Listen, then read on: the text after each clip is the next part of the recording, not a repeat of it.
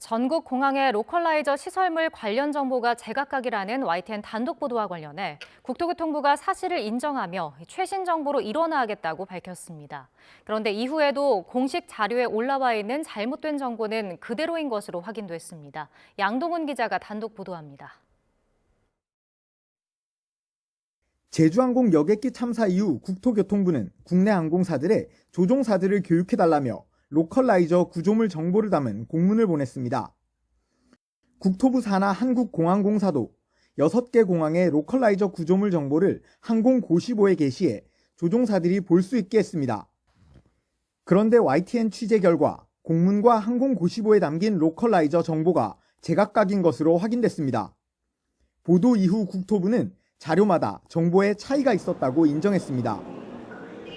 국토부는 지난 2일부터 일주일 동안 전국 항행시설 특별 점검을 벌여 지난 13일 로컬라이저 시설물 실측 결과를 발표했다고 밝혔습니다.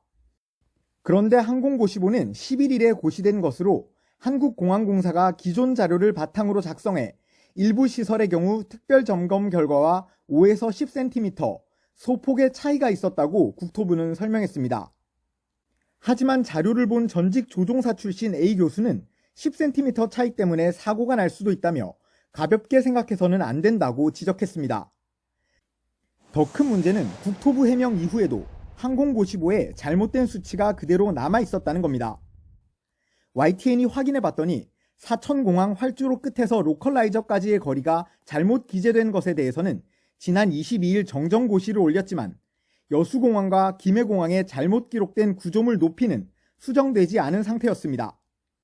현직 항공사 기장 B씨는 조종사들이 실제로 참고하는 건 해명 보도자료가 아니라 항공고시보라며 특히 외국인 조종사는 항공고시보가 아니면 정보를 확인할 방법이 없다고 설명했습니다.